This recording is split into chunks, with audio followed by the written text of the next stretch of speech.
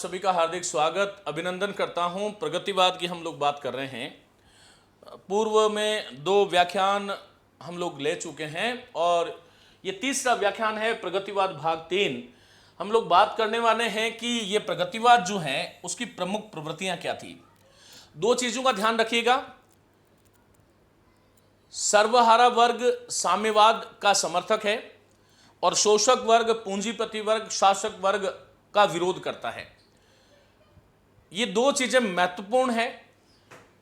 देखिएगा, पहली बात तो हम बात करेंगे कि साम्यवाद, जिसको हमने सर्वहारा वर्ग कहा, सर्वहारा वर्ग कहा, जिसको हमने शोषित वर्ग कहा,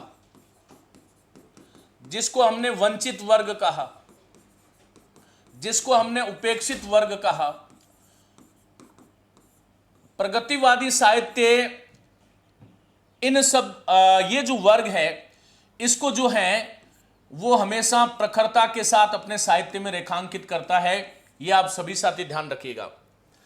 दूसरी सबसे बड़ी विशेषता इसकी ये हो जाएगी कि जो पूंजीपति वर्ग है, जिसको हम यहां पर साम्राज्यवादी कह रहे हैं,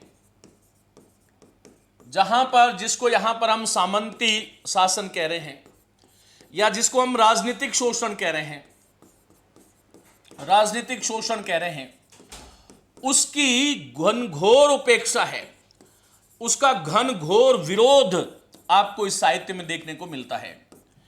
यहां पर एक सबसे बड़ी बात यह है, आपसे कई बार प्रश्न पूछा जाता है कि समाजवाद या सामाजिक यथार्थवाद, समाजवाद या सामाजिक यथार्थवाद, समाजवाद या सामाजिक यथार्थवाद के समर्थक कौन है। तो आप सभी साथियों को यह ध्यान रखना होगा कि समाजवाद और सामाजिक यथार्थवाद जो है वो प्रगतिवाद का मुख्य स्वर है। वैयक्तिकता की उपेक्षा करता है, कल्पना की उपेक्षा करता है और समस्या मूलक काव्य की बात करता है।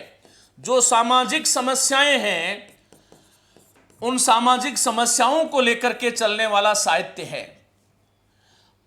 आप लोग इस बात को भली भांति जानते हैं कि मैंने आपको यह सिखाया था कि प्रगतिवाद जो है उसका नारा यह है कि वो मार्क्सवाद में विश्वास करता है। शिवदान सिंह चौहान ये कहते हैं कि कला कला के लिए नहीं, कला संसार को बदलने के लिए है और हर एक प्रगतिवादी साहित्यकार को इस नारे को बुलंद करने का उसका फर्ज है। मुंशी प्रेमचंद 1936 में लखनऊ में पहले भारतीय प्रगतिशील लेखक संघ की अध्यक्षता करते हुए जब ये बात कहते हैं कि अब राजा रानियों की, राजवंशों की बातें बहुत हो गई है साहित्य में, सुरा सुंदरियों की बातें बहुत हो गई हैं, सौंदर्य चित्रण बहुत हो गया है, अब हमें उसकी तरफ लौटना होगा। जो समाज में उपेक्षित लोग हैं उसको आगे लेकर के उसकी स्थिति का साहित्य के माध्यम से हमें संवरण करना है। तो ये आपको विशेष रूप से ध्यान रखना होगा कि मार्क्सवाद में विश्वास है, गांधीवाद यहां पर बिल्कुल नहीं है, क्योंकि मार्क्सवाद ये कहता है कि क्रांति ही एकमात्र सहारा है, क्रांति ही एकमात्र हमारा अवलंब है। यह आपको ध्यान रखना है। सबसे बड़ी बात यह है कि यह ईश्वर में अनास्था है, ईश्वर में अनास्था है। जो ईश्वर जो है, ईश्वर हो चाहे अतीत हो, प्रगतिवादी साहित्यकार अतीत के स्थान पर वर्तमान की बात करता है, ईश्वर के स्थान पर सामान्य मनुष्य को रेखांकित करता है, धर्म के नाम पर मानवता की बात करता है, और जो है अतीत हो गया, ईश्वर हो गया, धर्म हो गया, और परलोक के स्थान पर इस लोक की, यह लोक की बात करता है। ईश्वर में अनास्था है। नारी का चित्रण यहां पर जो है वो सामान्य नारी का रूप देखने को मिलता है। नारी का सामान्य रूप, नारी का जो दाम्पत्य रूप है वह हमें देखने को मिलता है। नारी यहां पर श्रद्धा नहीं है, नारी यहां पर भोग की वस्तु नहीं है। नारी समाज में एक उसका स्थान जो है, समाज और परिवार की जो दूरी है उसमें, उस रूप में वो देखता है। छायावादी साहित्यकार जो था वो अजात के प्रति जिज्ञासा की बात कर रहा था, रहस्यात्मकता की बात कर रहा था, ये केवल आंखों देखी घटनाओं की बात कर रहा था। छायावादी जो साहित्य था वो भाषा की दृष्टि से तत्समनिष्ठ था, जबकि प्रगतिवाद साहित्य जो है वो तद्भव और देशज शब्दों का यहां पर हमें देखने को मिलता है। राजनीतिक विरोध का स्वर देखने को मिलता है, राष्ट्रीयता हमें देखने को मिलती है। ये तमाम चीजों को लेकर के आइएगा, मैं आपको लिए चलता हूं, क्योंकि ये सारा जो भी समस्याएं जो थी उसको हमने जो आपको जो है 2-3 बार बता चुका हूं। प्रगतिवाद की प्रमुख प्रवृत्तियां, सबसे पहली बात है मार्क्सवाद में आस्था। ये मार्क्सवाद क्या है? जैसा कि आप जानते हैं, मार्क्सवाद का एक सिद्धांत जो है वो द्वंद्वात्मक भौतिकवाद है। और द्वंद्वात्मक भौतिकवाद जो है उसमें द्वंद्व क्या है? सर्वहारा वर्ग और सामंती वर्ग, ये जो द्वंद्व है। मार्क्सवाद इस बात की घोषणा करता है साथियों कि ये संसार जो है वो ईश्वर के द्वारा निर्मित नहीं है, इसमें एक गतिमयता है, संसार में एक गति है और वो गति द्वंद्व के कारण है, और ये द्वंद्व भौतिकता पर आधारित है। और इस द्वंद्व में जब सर्वहारा वर्ग और शोषक वर्ग जो हैं जब आपस में जब इनमें क्रांति होगी तो सर्वहारा की जीत होगी और पूंजीपति वर्ग जो है उसका विनाश हो जाएगा। वर्धितमान शक्ति है सर्वहारा वर्ग और विनाशमान शक्ति है पूंजीपति वर्ग। तो ये मार्क्सवाद में आस्था है। प्रगतिवादी चिंतन मार्क्सवादी है। प्रगतिवादी कवि साम्यवाद के आदर्श में, साम्यवाद का मतलब वही है, मैंने आपको बताया था कि दर्शन के क्षेत्र में गणपति चंद्र गुप्त कहते हैं कि दर्शन के क्षेत्र में जो स्थान द्वंद्वात्मक भौतिकवाद का है, राजनीति के क्षेत्र में जिसे हम साम्यवाद कहते हैं, साहित्य के क्षेत्र में वही प्रगतिवाद है। और ये प्रगतिवाद जो है वो साम्यवाद की एक साहित्यिक अभिव्यक्ति है, ये आपको ध्यान रखना है। मार्क्स के अनुसार पूंजीवादी व्यवस्था हिंसक क्रांति के साथ समाप्त होगी, क्योंकि ये गांधीवादी दर्शन के विरोधी थे, जिसके परिणाम स्वरूप पहले समाजवादी, वही समाजवादी, साम्यवादी, सर्वहारा और अंततः साम्यवादी व्यवस्था आएगी जिसमें कोई शोषक और शोषित नहीं होगा। समाज में जो है सभी से हारा हुआ वर्ग, जो सर्वहारा जो हम कहते हैं, वह उसकी स्थिति जो है वो सम्मानजनक होगी। एनसीईआरटी बुक जो है वो जैसे ही हमारा साहित्य पूरा हो जाएगा, 5 दिन रुक जाइएगा गीता, और उसके बाद में मैं आपको एनसीईआरटी शुरू कर दूंगा, निश्चिंत रहिएगा। साथियों, दूसरी बात, ये बहुत बड़ी बात है कि मार्क्सवाद में तो विशेष आस्था है, लेकिन धर्म और ईश्वर के प्रति अनास्था है। प्रगतिवाद सामान्य मानव की प्रतिष्ठा करता हुआ दिखाई देता है। यहां सामान्य मानव की बात हो रही है, यहां ईश्वर का कोई स्थान नहीं है। ईश्वर जो है वो बहुत हो गया। और प्रगतिवादी साहित्यकार ये कहता है कि ईश्वर केवल और केवल समाज के शोषण, समाज को शोषण का शिकार बनाने का एक हथियार मात्र है। यहां ईश्वर के प्रति अनास्था है। प्रगतिवादी कवि धर्म और ईश्वर में विश्वास नहीं करता। वो तो यहां तक कहता है कि संसार ईश्वर से निर्मित नहीं है, वो एक गति है संसार में, और वह ईश्वर को शोषण का हथियार मानता है। दिनकर जी कुरुक्षेत्र में क्या लिखते हैं? जैसा कि मैंने आपको बताया कि प्रगतिवाद को जब हम देखते हैं तो प्रिय मित्रों, प्रगतिवाद में कुछ छायावादी कवि भी आ जाते हैं, जैसे निराला जी हैं। निराला जी की 4 कविताएं मैंने आपको बताई थी। जैसे पंथ है, युगवाणी उनका पहला काव्य संग्रह जो है 1939 में, वो इसका बच्चन सिंह इसको पहला प्रगतिवाद का काव्य संग्रह मानते हैं। और उनकी ग्राम्या और युगांत ये जो कृतियां हैं वो कहीं ना कहीं प्रगतिवाद का संदेश दे रही है। दिनकर वास्तव में तो राष्ट्रीय सांस्कृतिक काव्य धारा के कवि हैं, लेकिन वो उनकी चीज में, उनके काव्य में भी ये कहीं ना कहीं हमें जो है स्पष्ट देखने को मिलता है। वो कहते हैं कि भाग्यवाद आवरण पाप का और शस्त्र शोषण का। ये भाग्यवाद क्या है? जो ये कहते हैं कि भाग्य से मिल गया, ये भाग्यवाद को वो आवरण कहते हैं पाप का, और शस्त्र कहते हैं वो शोषण का। ये शोषण करने का एक शिकार है, जिसमें रखता दबा एक जन भाग दूसरे जन का, जिसमें जो है दूसरे जन का जो भाग है वो कोई और खा जाता है। ये दिनकर की कविताएं पंक्तियां हैं। रामेश्वर शुक्ल अंचल तो ईश्वर की धारणा पर ही प्रश्न चिन्ह लगा देते हैं। वो कहते हैं कि जिसका ले ले नाम युगों से मांस लुटाते तुम रोए। जिसका जो है नाम ले लेकर के, ईश्वर को नाम लेकर के। हिंदी विषय की तो तैयारी हो रही है, जीके कवर नहीं हो पा, गुरुदेव मार्गदर्शन करें। पुखराज बिश्नोई, ये जितने भी प्रश्न हैं वो अपना जब ये बेटा समाप्त हो जाए उसके बाद में पूछें, मैं आपको कुछ बता पाऊंगा। ये देखो, कई बार ये केवल प्रगतिवाद की विशेषताओं की बात नहीं है, ये कई बार पंक्तियां आपसे पूछी जाती है किसकी है। जिसका ले ले नाम युगों से मांस लुटाते तुम रोए, किंतु न चेता जो निशि रात्रि वासर दिन और सुधातुर तुम सोए, भूखे तुम सोए। रामेश्वर शुक्ल अंचल ये बात कहते हैं।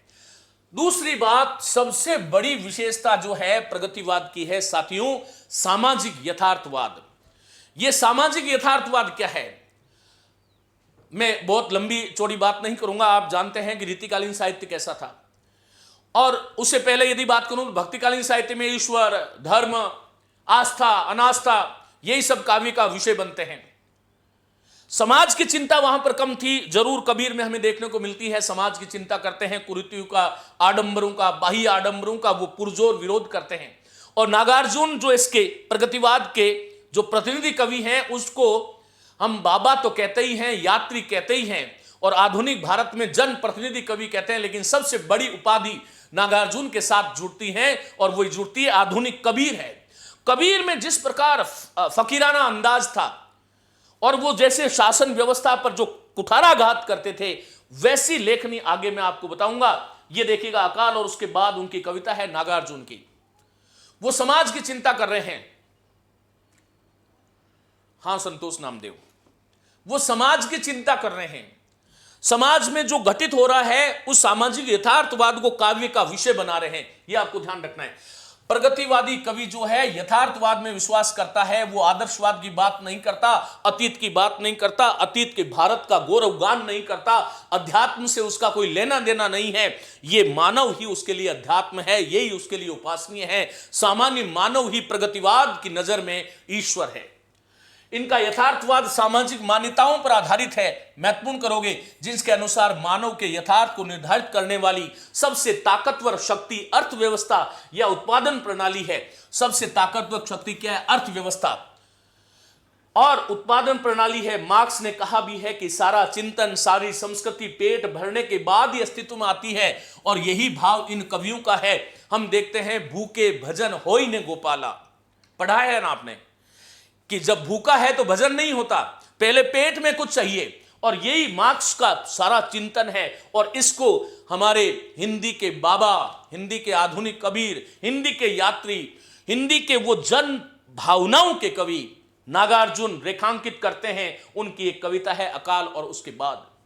वो कहते हैं कि दाने आए घर के अंदर कई दिनों के बाद। ये सामान्य व्यक्ति का चित्रण है जहां पर हम और आप जी रहे हैं, कि दाने आए घर के अंदर कई दिनों के बाद, धुआं उठा आंगन से ऊपर कई दिनों के बाद, चमक उठी घर भर की आंखें कई दिनों के बाद, कौवन ने खुजलाई पांखें कई दिनों के बाद। जब अकाल के बाद, जब जो है घर के अंदर दाने आए बहुत दिनों बाद, कैसी विडंबना है हम मनुष्य होकर के। जो सामाजिक यथार्थवाद है उसका चित्रण ये प्रगतिवादी कवि कर रहा है। ये एक आंदोलन कह सकते हैं हम इसको। समाज को झकझोर करके ऊपर बढ़ाने वाला कोई साहित्यकार है तो वो प्रगतिवादी साहित्यकार है। दाने आए घर के अंदर कई दिनों के बाद, धुआं उठा, क्योंकि दाने ही नहीं थे तो धुआं कहां से उठेगा, धुआं उठा आंगन से ऊपर कई दिनों के बाद, चमक उठी घर भर की आंखें। हमें तो प्रोटीन विटामिन चाहिए, हमें तो ड्राई फ्रूट चाहिए, और जो सामान्य व्यक्ति हैं वो जो है जब उसको कुछ खाने के लिए मिल जाता है, उसकी आंखों में एक अलग तरह की चमक आ जाती है। चमक उठी घर भर की आंखें कई दिनों के बाद, और कौवे ने खुजलाई पांखें, क्योंकि उसको भी उम्मीद थी कि मुझे कुछ मिलेगा। कई दिनों के बाद अकाल और उसके बाद, ये कई बार पंक्तियां पूछ ली जाती है। मैं बार बार कह रहा हूं, इसको केवल विशेषताओं की दृष्टि से मत पढ़िएगा, पूरी इस दृष्टि से पढ़ेंगे। हम विशेषताएं भी पढ़ रहे हैं, हम प्रगतिवाद को भी सीख रहे हैं, और इन पंक्तियों को भी विशेष रूप से ध्यान रख रहे हैं। साथियों, पूंजीवादी व्यवस्था से घृणा करता है। पूंजीवादी व्यवस्था साम्राज्यवादी व्यवस्था है, सामंतवादी व्यवस्था, शासक वर्ग, जो शोषक वर्ग हैं, वो सब पूंजीवादी व्यवस्था, उनका सब विरोध है। प्रगतिवादी साहित्य के आक्रोश का केंद्र पूंजीवादी व्यवस्था और पूंजीपति वर्ग है। मार्क्स के अनुसार पूंजीपतियों द्वारा स्थापित उद्योगों में उत्पादन का कार्य तो मजदूर करते हैं, किंतु उससे पैदा होने वाले धन को पूंजीपति हड़प जाते हैं, और उनकी जो मेहनत है उसको वो खा रहे हैं। इस अधिशेष मूल्य, ये जो वास्तव में मूल्य जो श्रमिक का था और जो पूंजीपति खा रहे हैं, इस अधिशेष मूल्य को हस्तगत अर्थात हाथ में लेने, हस्तगत करके, लूट करके मजदूर का वो शोषण करते हैं। इसलिए प्रगतिवादी कवि पूंजीवाद के प्रति विरोध का भाव रखते हैं। मुक्तिबोध क्या कह रहे हैं? मुक्तिबोध ने 1942 में सबसे पहले प्रगतिवाद एक दृष्टि, एक लेख लिख करके प्रगतिवाद शब्द का प्रयोग किया। उससे पहले प्रगतिशील शब्द चलता था। तू है मरण, तू है रिक्त, तू है व्यर्थ, तुम, अर्थात देखो मैंने आपको कहा, नगेंद्र भी कहते हैं कि भाई पूंजीपति व्यवस्था जो है ना वो विनाशोन्मुख है, विनाश होना है उसका, और जो सर्वहारा वर्ग है वो विकासोन्मुख है। तो यहां पर वो मुक्तिबोध भी उसी बात को कह रहे हैं कि तू है मरण, तू है रिक्त, तू पूरी तरह से रिक्त है, तू है व्यर्थ। हां बिल्कुल, गजानन मागव मुक्तिबोध। मेरा ध्वंस केवल एक तेरा अर्थ, कि मेरा ध्वंस जो है ना वो ही तेरा एकमात्र स्वार्थ है, लेकिन ये पूरी बात तुम्हारी होने नहीं दी जाएगी। पूंजीपति पर कठोर कटाक्ष है। आगे की व्यवस्था जो है इसमें आप देखिएगा, इसकी विशेषता प्रगतिवाद की, शोषित मानी सर्वहारा के प्रति सहानुभूति और आस्था है। बड़ा रोचक बिंदु है, आप इसको बहुत ध्यान से पढ़ेंगे तो। प्रगतिवादी कविता में शोषण एवं अन्याय की चक्की में पिसते हुए मजदूर एवं किसान वर्गों के प्रति करुणा और आस्था का भाव है। सबसे बड़ी बात है वो किसान वर्ग जो है, मजदूर वर्ग जो है, शोषित वर्ग जो है, जो वंचित वर्ग है, जो उपेक्षित वर्ग है, उसके प्रति आस्था है। कवियों को गहरा विश्वास है कि मजदूर एवं किसान वर्ग के वंचित लोग ही अंततः समाज की नियति बदलने की शक्ति रखता है। साथियों, केदारनाथ अग्रवाल की वीरांगना शीर्षक से एक कविता है, और ये मैंने आपको कई बार आगे भी बताई है, किस प्रकार एक श्रमिक को वो जो है वो रूपित कर रहा है, उसको उपमा दे रहा है किससे? लोहे से। लोहा मजबूत होता है, वो जो है कभी जो है तपता है, जब तपेगा तो वो गलेगा, और गलेगा तो वो ढलेगा, और ढलने के बाद में वो सार्थक बन जाता है। ठीक वैसे ही ये मजदूर वर्ग, श्रमिक वर्ग, शोषित वर्ग जो है वो अपनी मेहनत के बल पर इस समाज को बदलने की जो है वो जद्दोजहद रखते हैं। वो कहते हैं कि मैंने उसको जब जब देखा लोहा देखा। कह रहे हैं कि मैंने उसको, जिस श्रमिक को, मजदूर की बात हो रही है, कि मैंने उसको जब जब देखा, मैंने उसको जब भी देखा लोहा देखा, लोहे की भांति जो है बिल्कुल स्थिर देखा, मजबूत देखा। लोहे जैसे तपते देखा, जैसे लोहा तपता है वैसे ही जो है उसको मैंने तपते हुए देखा है, उसको गलते हुए देखा है, उसको ढलते हुए देखा है। परिवर्तनशीलता, और यूं कहूंगा कि सामयिक परिवर्तन एक जो है कृषक, श्रमिक, मजदूरी कर सकता है। बड़ा आदमी बदलता नहीं है, लेकिन वो जैसी स्थितियां थी वो तपा भी, गला भी, ढला भी, और मैंने उसको गोली जैसे चलते देखा। भले छोटे भाव हैं, छोटी 3 ही लाइनें हैं, लेकिन ये ध्यान रखो कि इसमें सब कुछ कह दिया है। शोषितों, सर्वहारा के प्रति सहानुभूति और आस्था है, ये आपको ध्यान रखना है। प्रिय मित्रों, यहां पर देखो दिनकर क्या कहते हैं, श्वानों को मिलता दूध वस्त्र।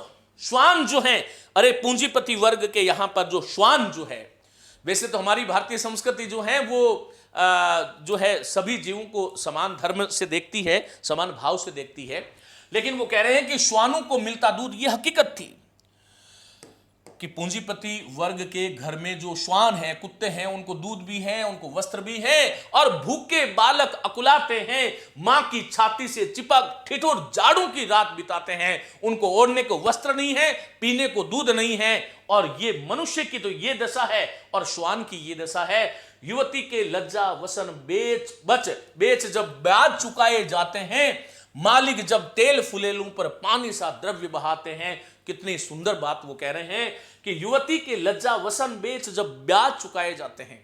आप समझ पा रहे हैं क्या कहना चाह रहे हैं। और मालिक जो है जब तेल और फुलेलूं पर पानी सा द्रव्य बहाते हैं, एक और तो कितना अभाव है और एक और कितना भाव है।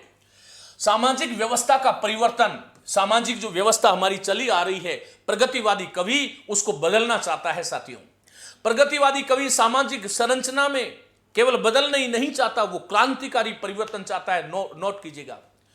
और यह परिवर्तन हृदय परिवर्तन और कल्पनाओं से नहीं, वर्ण किससे होगा? क्रांति से होगा, संघर्ष से होगा। केवल लिखने से नहीं होगा, क्रांति करनी पड़ेगी।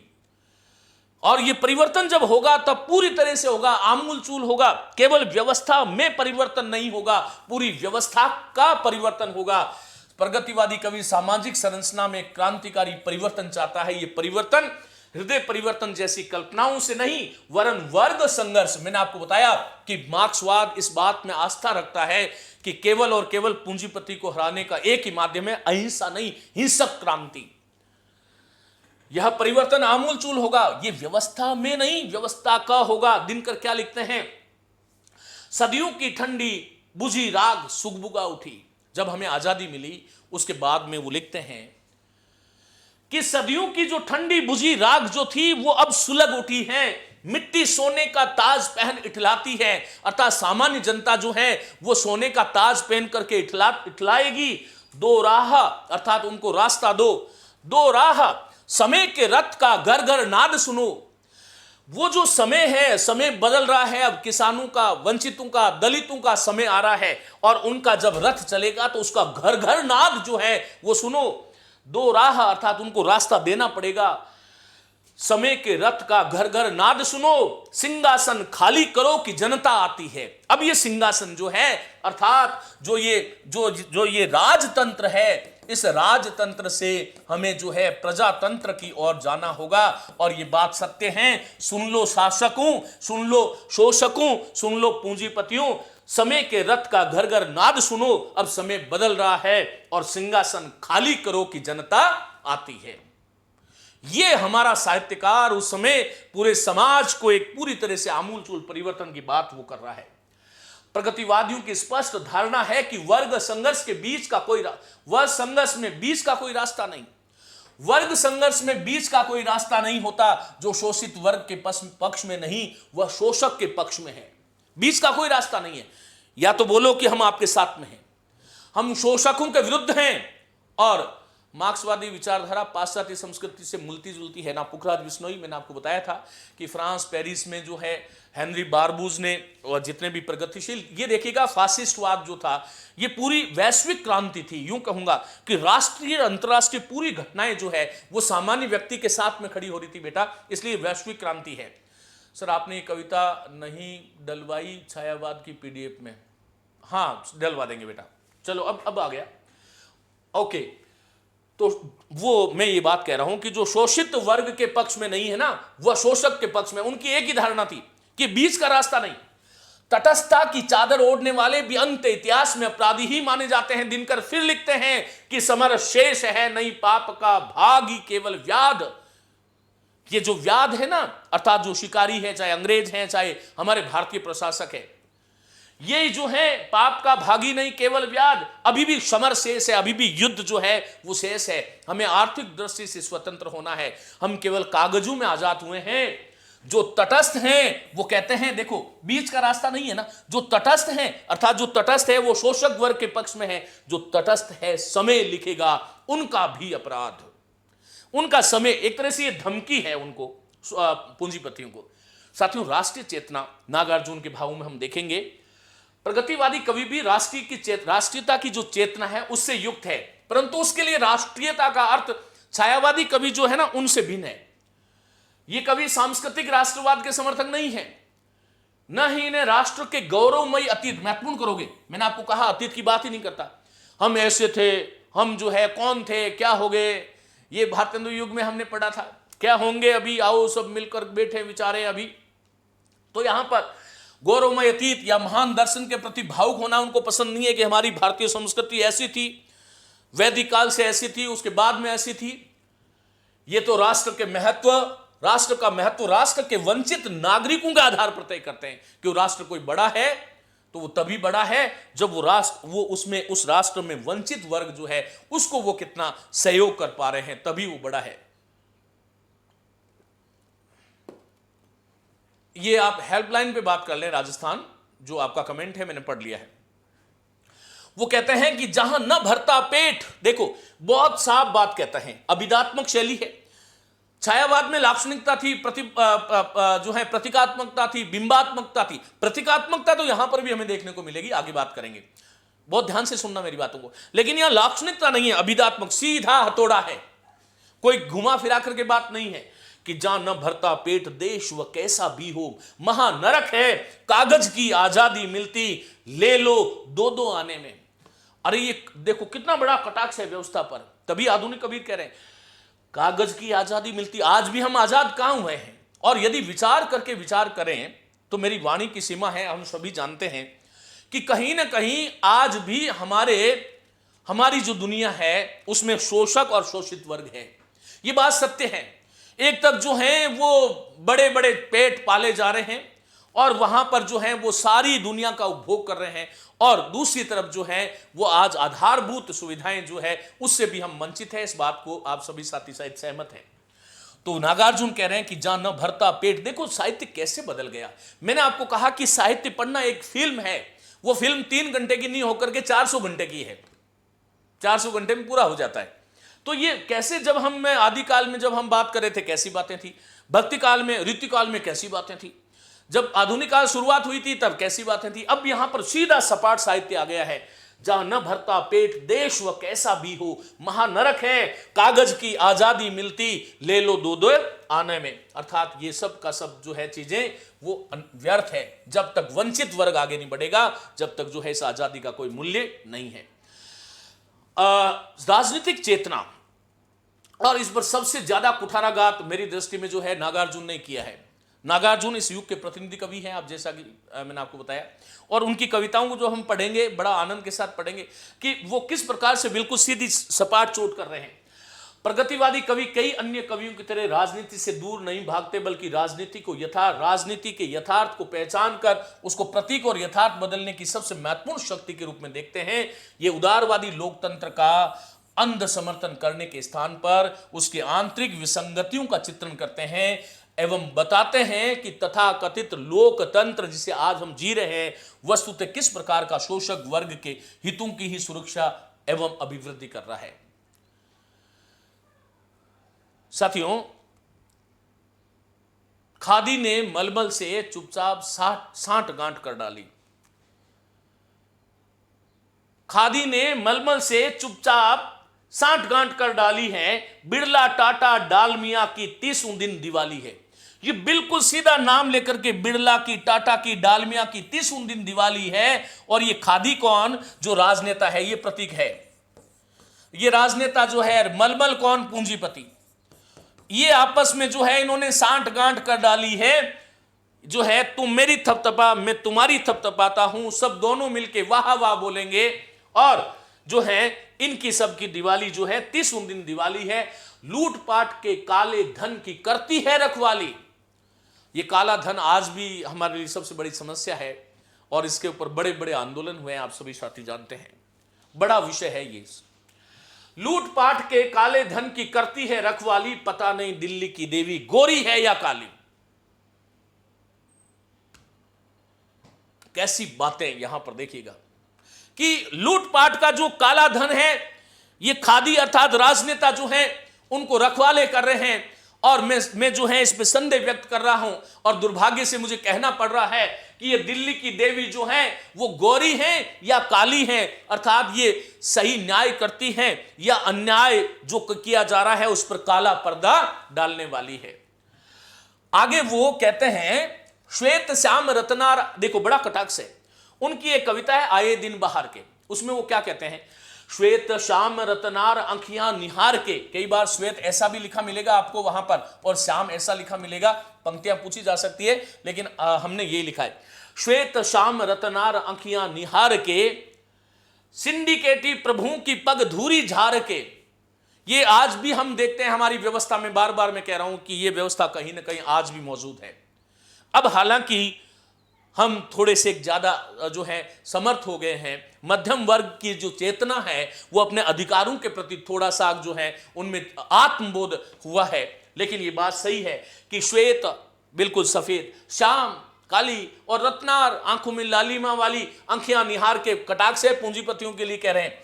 सिंडिकेटी प्रभु की पग धूरी झाड़ के, और सिंडिकेट मानी जो अफसरशाही है उसकी पैरों की धूली झाड़ के लौटे हैं दिल्ली से कल टिकट मार के।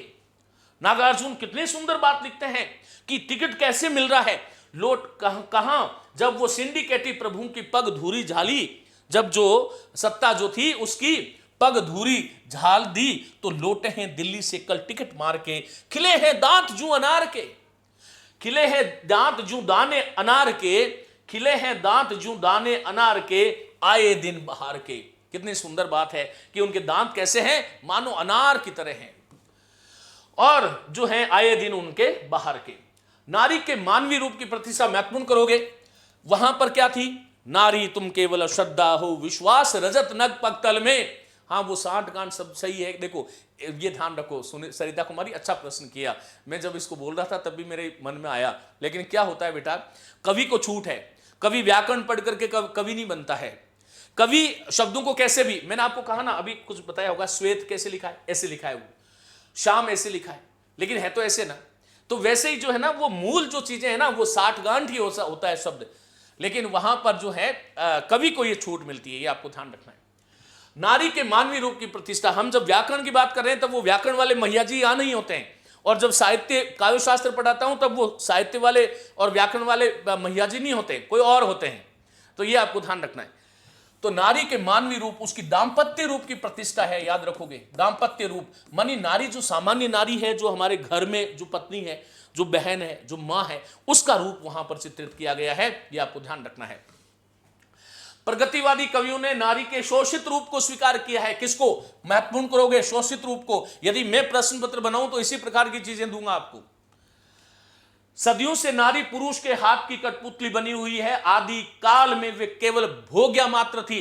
आदि काल में क्या थी, आप जानते हैं ना, सिद्धों की वाम मार्गी पद्धति, और जब तक जो है मशान में जाकर के जो है नारी के साथ महामुद्रा नहीं रचाएंगे, तब तक उनको जो है मुक्ति नहीं मिलती थी। वामाचार फैल रहा था धर्म के नाम पर।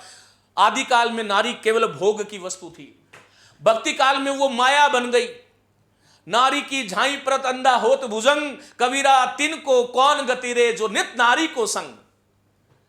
नारी की झाई प्रत अंधा होत भुजंग, कबीरा तिन को कौन गति रे जो नित नारी को संग। और जो है माया महाठगिनी, और कुछ जो हैं बड़े साहित्यकार और जो बड़े पंडित जो हैं वो कहते हैं कि भक्ति काल में जो माया जो शब्द है वो नारी के लिए आया है। अब नारी में जाने ऐसी कौन सी उन्होंने वो चीज देखी कि नारी तो केवल माया भी नहीं, अरे नारी नहीं होता तो नर का कोई अस्तित्व नहीं होता। ये बात भी सत्य है, इसको हमें स्वीकार करना चाहिए। जब हम आज के युग में देखते हैं, न केवल भारत की, जब वैश्विक दृष्टि पर हम दृष्टिपात करते हैं, तब हमें समझ में आता है कि नारी जो है वो आज किस प्रकार एक समाज में अपना सार्थक योगदान दे रही है। चाहे वो कोई भी सेवा हो, चाहे वो कोई भी कार्य हो, चलेगा, अलग विषय हो जाएगा। आदि काल में वो भोग्या बन गई थी। हालांकि नाथ संप्रदाय में फिर आकर के वो नारी जो है वो उसके मौन हो गए थे। नाथों ने कहा कि भाई जो है वो नारी जो है साधना के केंद्र से बाहर कर दो इसको। सिद्धों ने कहा अंदर ले आओ। फिर राष्ट्र साहित्य में जो है नारी के लिए युद्ध होते रहे। फिर उसके बाद में भक्ति काल जब आया तो भक्ति काल में माया बन गई। रीति काल में वो वासना की मूर्ति थी, केवल जो है गुड़िया बना दिया गया, उसको वासना की मूर्ति बना दी गई। और द्विवेदी काल में अबला जीवन हाय तुम्हारी यही कहानी, आंचल में है दूध और आंखों में पानी। हाँ, तुलसी बाबा को तो निहाल कर गई। हाँ बिल्कुल जो है, हालांकि देखो उनका संदर्भ क्या था, जो है वो ढोल शूद्र पशु गंवार और नारी, ये सब ताड़न के अधिकारी। कभी और बताऊंगा इस बारे में, इसका निहितार्थ क्या था। हमने उसकी व्याख्या गलत की है। द्विवेदी काल में अबला से आगे उसे नहीं ले जाया गया। ऐसे में प्रगतिवादी कवियों ने नारी को मात्र मानवीय रूप में प्रतिष्ठा दिलाई। यह आपको ध्यान रखना है।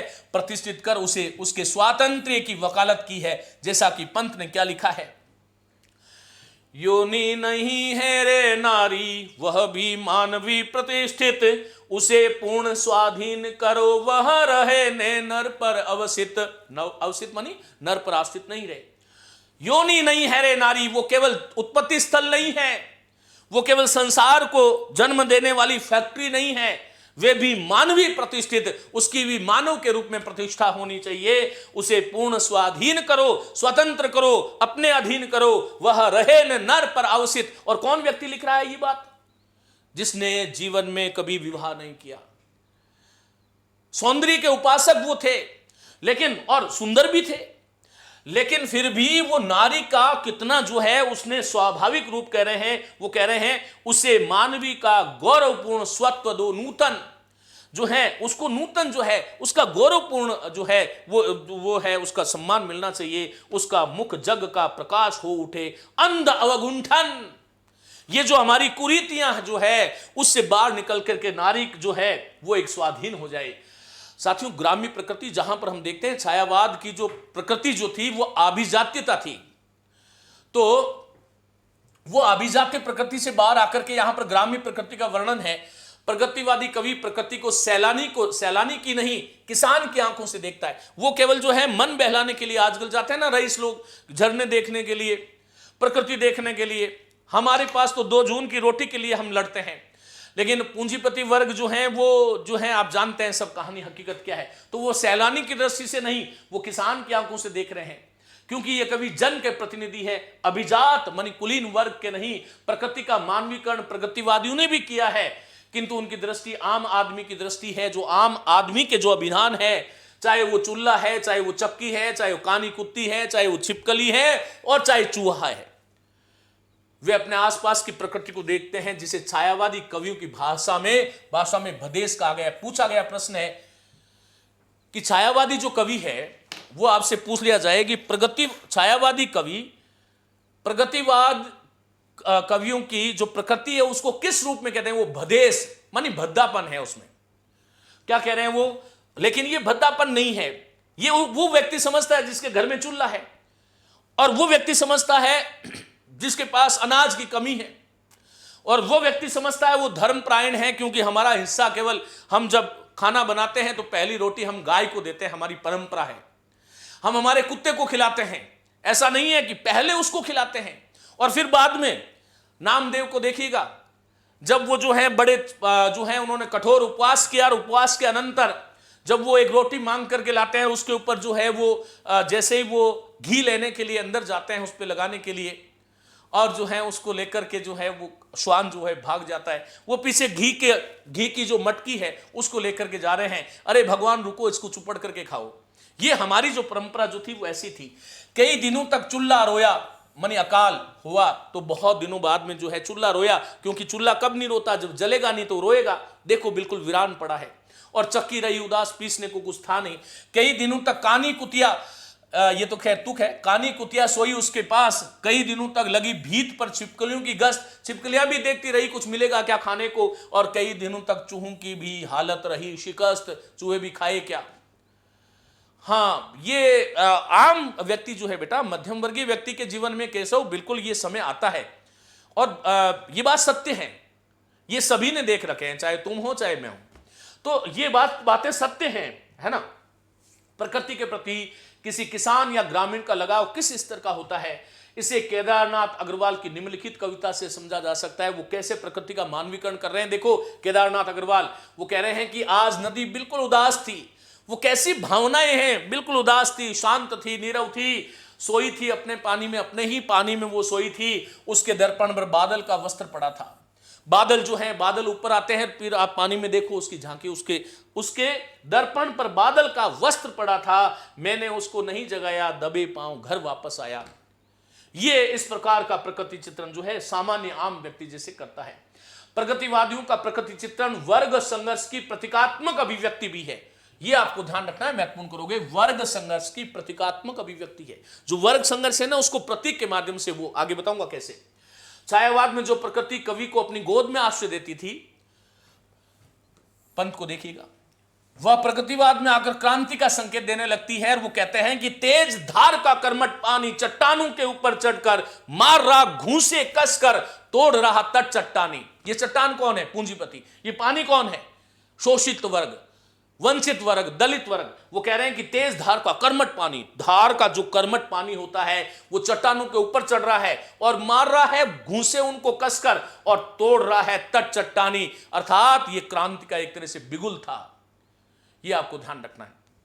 केदारनाथ अग्रवाल पढ़ेंगे हम लोग। प्रेम वर्णन, प्रेम साहित्य के प्रत्येक युग की एक महत्वपूर्ण विषय रहा है, यहां पर भी है। प्रगतिवाद भी इससे अछूता नहीं है। यहां प्रेम साहचर्य और सहज जीवन से उत्पन्न होता है, साथ साथ जो है एक साथ जीवन से। ये फोन वाला प्रेम नहीं है। प्रेम के लिए इन कवियों को प्रकृति की गोद में जाने की आवश्यकता महसूस नहीं होती। वह तो श्रम करते हुए, परिश्रम करते हुए, खेत में काम करते हुए भी उसको महसूस करते हैं। प्रेम साधारण जीवन का सहज अंग है। यह किसी विशेष परिस्थिति की मांग नहीं रखता। कितनी सुंदर बात है। साधारण जीवन का यह सहज अंग है, यह विशेष परिस्थिति में नहीं आता। प्रेम समाज से काटता भी नहीं है, बल्कि वह तो व्यक्ति के सामाजिक होने की एक भाव भूमि है। मिलकर वे दोनों प्राणी दे रहे खेत में पानी। दोनों प्राणी कौन है? पति पत्नी है और जो प्रेमी प्रेमिका जो भी है वो मिलकर, वे दोनों प्राणी दे मिलकर दोनों साथ, ये प्रेम है। मुझे जगत जीवन का प्रेमी बना रहा है प्रेम तुम्हारा, पूरे जगत को मैं प्रेम कर रहा हूं क्योंकि तुम्हारा जो प्रेम है वो इतना है कि मैं उस वैयक्तिक प्रेम को कहां लेके जा रहा हूं? समाज में लेके जा रहा हूं, क्योंकि समाजवाद की स्थापना इनका ध्येय था। काव्य रूप, प्रगतिवादी काव्य में प्रबंधात्मकता का अभाव है। बिल्कुल सही बात है, ये महत्वपूर्ण करोगे आप, प्रबंधात्मकता का अभाव है। छायावाद में भी हालांकि बहुत ज्यादा प्रबंधात्मकता नहीं थी, लेकिन द्विवेदी युग में बहुत प्रबंधात्मकता थी। उस समय खड़ी बोली जो है वो आगमन हो ही रहा था, तो खड़ी बोली में उनको कोई नवीन सरस रचनाएं नहीं मिल रही थी, तो वो पुराने जो हमारे इतिहास की जो चीजें थी उसको लेकर के वो काव्य रचनाएं कर रहे थे। प्रगतिवाद काव्य में प्रबंधात्मक, लेकिन यहां पर तो क्योंकि समाज की बात करनी थी, वो तो अतीत के गौरव की बात ही नहीं करते, अतीत का गुणगान करते ही नहीं है, प्रबंधात्मकता आने का प्रश्न नहीं उठता। क्योंकि ये कविता संघर्ष की कविता है, ऐसी कविता में प्रबंध के अनुशासन की उपस्थिति संभव ही नहीं है। भाषा क्या है? प्रगतिवादी कवि जो है वो सहज, तद्भव और देशज शब्द, ग्रामीण शब्दों की बात कर रहा है। छायावाद जो है वो तत्सम शब्दावली की बात कर रहा है। आप देखिएगा जो है प्रसाद को देख लीजिएगा, पंत को देखिए, निराला को देखिए, बिल्कुल जो है धुआंधार शब्द हैं जिसमें संस्कृत का यानी अभिजात्यता। और जब मैं 9वीं 10वीं शताब्दी की बात करता हूं, थोड़ी हटके बात कर रहा हूं, तो संस्कृत जो है वो अभिजात कुल श्रेष्ठ जन की भाषा मानी जाती थी। और उसके बाद में प्राकृत, जब संस्कृत के कवि जब रचना करते थे ना, तब ये तथ्य आपको जानना चाहिए कि जैसे कालिदास एक नाटक लिख रहे हैं, तो वो जो अभिजातीय वर्ग के जो नायक होते थे वो तो संवाद करते थे संस्कृत में, और बाकी जो उनके जो अधीनस्थ होते थे ना वो प्राकृत बोलते थे। तो ये ध्यान रखना है। छायावाद जो था उसमें सब कुछ था, काव्यात्मक दृष्टि से, कलात्मक दृष्टि से बहुत उच्च स्तरीय काव्य लिखा गया था वहां पर। लेकिन वो क्योंकि हम जब युग को पढ़ते हैं तो जिस युग के पढ़ते हैं उसी युग के हमें हो जाना चाहिए, तो ये तत्सम शब्दावली थी वहां पर। लेकिन यहां पर तद्भव और देशज शब्द मिलेंगे आपको। भाषा का प्रयोग करते हैं जो जनसाधारण के जीवन की भाषा है, चूल्हा, चक्की, छिपकली, चूहा। छायावाद की भाषा एवं काव्य की भाषा में जो अंतराल, छायावाद ने जीवन की भाषा और काव्य की भाषा में जो अंतराल पैदा कर दिया था उसे प्रगतिवाद ने समाप्त कर दिया था। प्रतीक क्या है? प्रतीक रूप से मैंने कहा कि प्रतीकात्मकता ये दोनों में है। छायावाद और प्रगतिवाद में यदि आप कोई साम्य देखने की यदि प्रयास करते हैं तो एक तो मुक्त छंद है। मुक्त छंद का प्रचलन जो है छायावाद से शुरुआत इसकी हो जाती है, और प्रगतिवाद में वो मुक्त छंद में कविता चलती है। प्रतीकात्मकता छायावाद की तो बड़ी विशेषता थी, लेकिन यहां प्रगतिवाद में भी प्रतीकात्मकता है। प्रगतिवादी कवि जो हैं वो बात को साफ साफ कहने के पक्षधर हैं। इन्हें सामान्यतः प्रतीकों का मोह नहीं है, क्योंकि प्रतीक बात को छिपाते हैं। कहीं कहीं कुछ प्रतीकों के प्रयोग से इन्होंने वर्ग संघर्ष की चेतना को व्यक्त किया है। तेज धार का कर्मठ पानी कौन है? मजदूर, श्रमिक, शोषित, वंचित, दलित, सर्वहारा वर्ग। चट्टान कौन है? पूंजीपति वर्ग। पढ़ा चुका हूं। ये पंक्तियां वर्ग संघर्ष को व्यक्त करती है, पानी वंचित वर्ग को व्यक्त करता है, जबकि चट्टान शोषक वर्ग की मजबूत स्थिति जो है उसको व्यक्त करता है। लेकिन कर्मठ जो है तेज धार का, जब कर्मठ पानी उस चट्टान से बार बार टकराता है तो चट्टान को तहस नहस कर देता है। यह भी आपको ध्यान रखना है। व्यंग्य क्या है? प्रगतिवादी कवियों में व्यंग्य क्षमता की अत्यंत प्रभावशील उपस्थिति है। समाज के मूल हितों के प्रति गहराई से प्रतिबद्ध होने के कारण ये कवि स्वार्थी और व्यक्तिवादी तत्वों को सहन नहीं कर पाते। ये सबसे बड़ी बात है कि व्यक्तिवाद इनके काव्य में कहीं आता ही नहीं है। निजी वेदना की कहीं अपना रोना रोते ही नहीं है, नहीं किसी व्यक्ति की स्तुति करते हैं, नहीं किसी व्यक्ति की पूजा करते हैं, क्योंकि ये मानव समाज को महत्वपूर्ण देते हैं और तिलमिलाट पैदा करने वाले तीखे व्यंग्यों का प्रयोग करते हैं। नागार्जुन क्या कह रहे हैं कि 10,000 10 लाख मरे पर झंडा ऊंचा रहे हमारा। व्यक्ति की बात नहीं हो रही है, राष्ट्र की बात हो रही है। तो साथियों, इस प्रकार से ये प्रगतिवाद का तीसरा व्याख्यान जो है वो समाप्त होता है। पहला व्याख्यान जो था उसमें हमने समझा, दूसरे व्याख्यान में समझा, और ये व्याख्यान जो था प्रगतिवाद की विशेषताओं के संदर्भ में है।